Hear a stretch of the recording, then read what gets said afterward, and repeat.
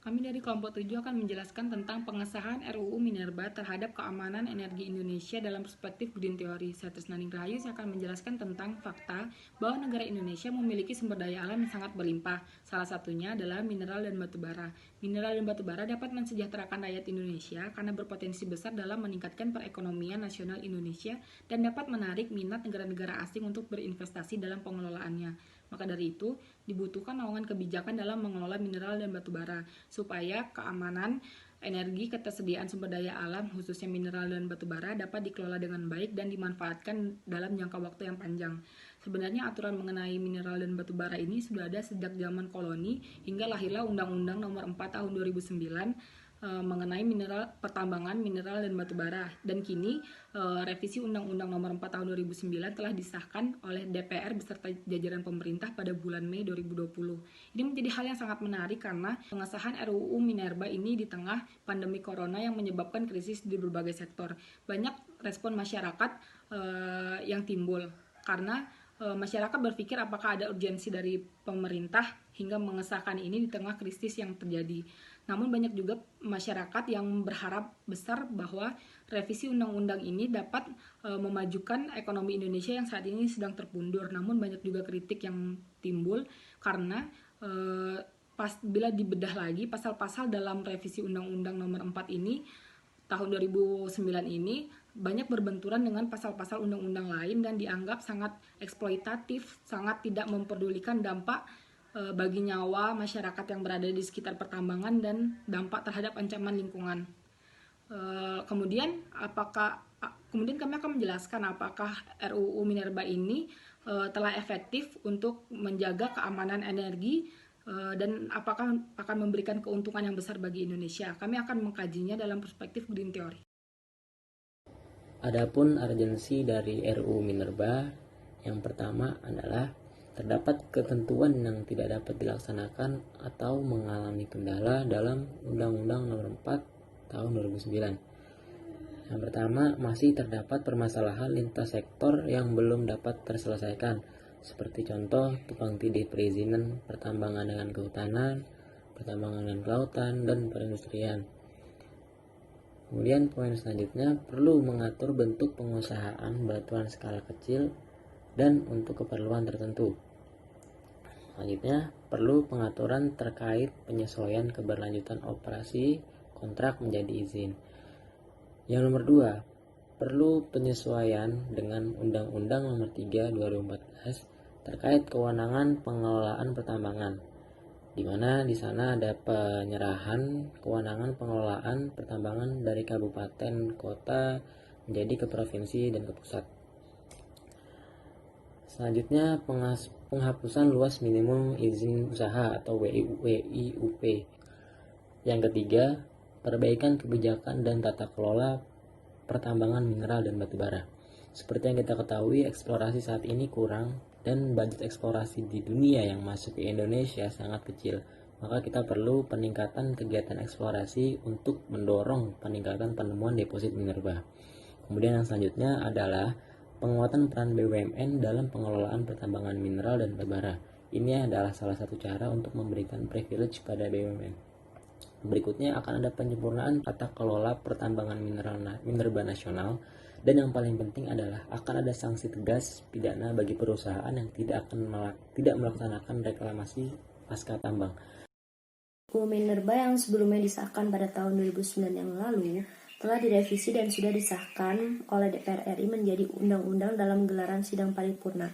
Melalui RUU Minerba ini, pemerintah membuka ruang rente baru dalam bentuk surat izin penambangan batuan atau SIPB. Perusahaan bahkan boleh menambang di sungai dengan luas maksimal menjadi lebih besar, yakni 100 hektar. Sejumlah keistimewaan pun diberikan kepada korporasi tambang, di mana hak penguasaan lahan semakin diperpanjang yang berpotensi memunculkan masalah baru.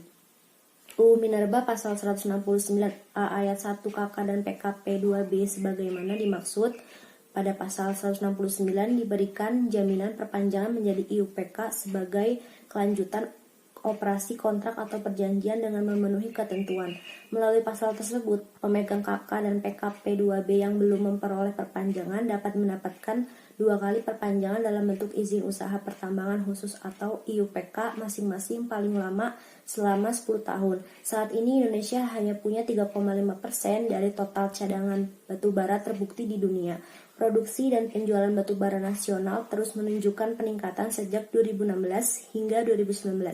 Cadangan batu bara Indonesia diperkirakan bisa habis sekitar 2040, bahkan bisa lebih cepat, karena tidak adanya ditemukan wilayah sumber batu bara baru. Saat ini sumber daya batu bara diyakini berjumlah 113 miliar ton, dengan cadangan terbukti mencapai 33 miliar ton. Dengan kondisi eksploitasi dan produksi 500 atau lebih juta ton per tahunnya, maka penipisan cadangan pun semakin cepat. Keadaan ini dapat mengakibatkan Indonesia kehilangan salah satu sumber energi utamanya, yaitu batu bara.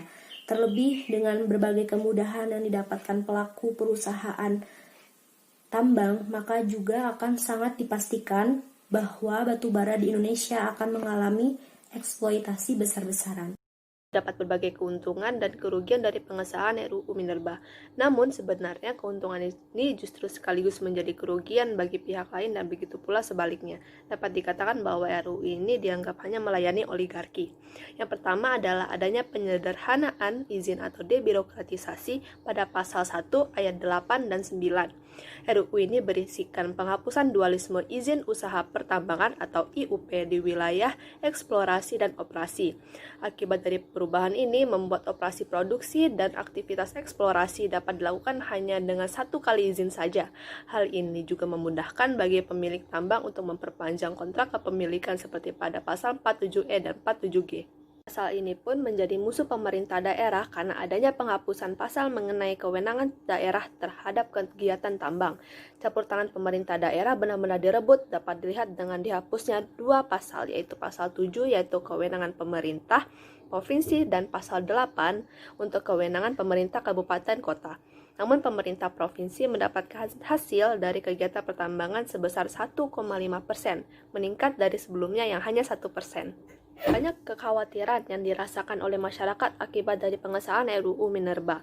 Bahkan pun sebelum RUU ini disahkan, banyak sekali keluhan yang dialami oleh masyarakat. Contohnya seperti di Kalimantan Timur. Di Kutai Kartanegara, luas pertambangan memiliki perbandingan yang sangat jauh dengan lahan pertanian, sehingga sulit bagi daerah tersebut untuk memenuhi kebutuhan pangan dan ekonomi masyarakat. Kualitas air di Sungai Mahakam pun menurun akibat kegiatan pertambangan di Desa Mulawarman, Kabupaten Kukar. Ketersediaan air menurun karena 3 perusahaan besar melakukan kegiatan eksploitatif selama puluhan tahun, sehingga masyarakat mengantri untuk mendapatkan air bersih. Dalam pembentukan rancangan undang-undang, prinsip partisipatif seharusnya terpenuhi. Hal ini bahkan dituliskan dalam Undang-Undang Nomor 12 Tahun 2019 Pasal 9 bahwa setiap rancangan peraturan undang-undang harus dapat diakses dengan mudah oleh masyarakat. Hal ini berguna agar masyarakat mudah memberikan masukan secara lisan ataupun tertulis.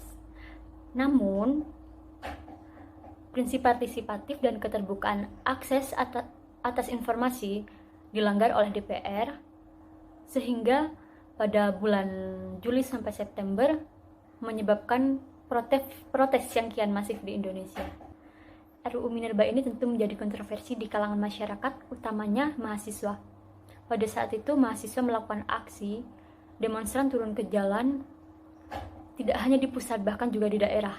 Dan puncaknya pada tanggal 23 September, banyak mahasiswa berjatuhan akibat dari aksi ini. Tidak hanya diangkat di aksi, bahkan juga RUU ini juga diperbincangkan di media sosial dengan tagar mahasiswa bergerak dan juga Gejayan memanggil. Akhirnya pada keesokan harinya, Jokowi melalui Wiranto mengatakan bahwa pemerintah akan menghentikan pembahasan rancangan undang-undang yang bermasalah dan akan merevisinya.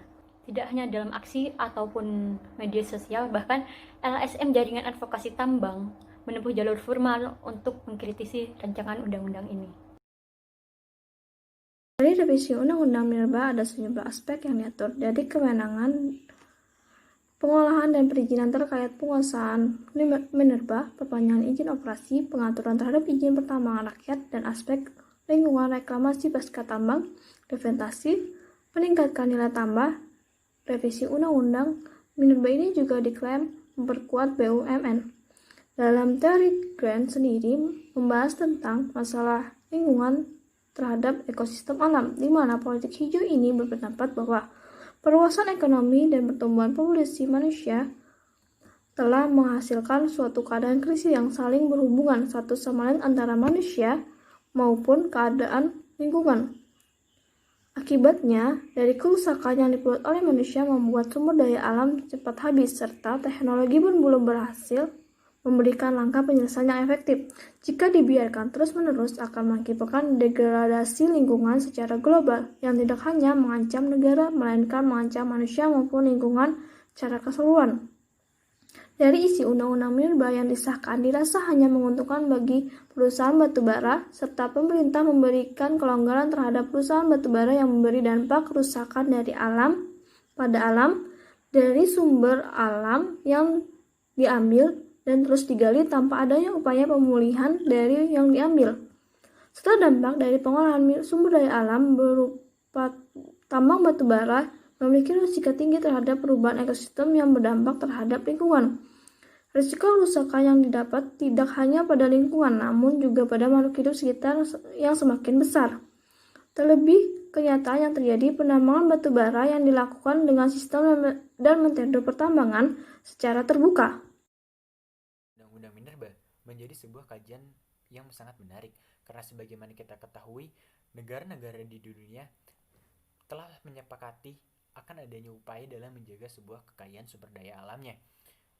Hal ini apabila kita lihat dari kacamata green theory, bahwasanya terjadinya pertumbuhan ekonomi yang sangat masif dan juga pertumbuhan masyarakat yang tak dapat terbendung dapat mengakibatkan suatu krisis ataupun terjadinya degradasi terhadap lingkungan yang dapat mengakibatkan ancaman terhadap negara maupun terhadap masyarakatnya, sehingga perlu adanya penjagaan ataupun keamanan dalam menjaga sektor kekayaan sumber daya alam. Dalam hal ini adalah kekayaan sumber daya alam energi. Tak terkecuali Indonesia, Indonesia dalam menjaga keamanan energinya melakukan upaya dalam revisi Undang-Undang Minerba karena Undang-Undang Minerba yang sebelumnya dianggap kurang relevan terhadap situasi pada saat ini, sehingga dilakukanlah revisi. Namun di satu sisi pengesahan revisi undang-undang mendapatkan kecaman dari beberapa pihak karena dianggapnya akan berdampak pada terjadinya ketimpangan sosial antara masyarakat maupun perusahaan dalam mengelola, karena sebagaimana kita ketahui bahwasanya kasus terjadinya perusahaan lingkungan kerap terjadi oleh berbagai kalangan perusahaan yang tidak mau bertanggung jawab terhadap lingkungannya, sehingga diperlukan sehingga revisi undang-undang seharusnya dapat menjadi sebuah upaya dalam menjaga keamanan energi, sehingga diperlukan adanya kajian kembali terhadap revisi Undang-Undang Minerba tersebut. Sekian dari kelompok kami. Mohon maaf apabila ada kekurangan maupun kesalahan kata. Wassalamualaikum warahmatullahi wabarakatuh.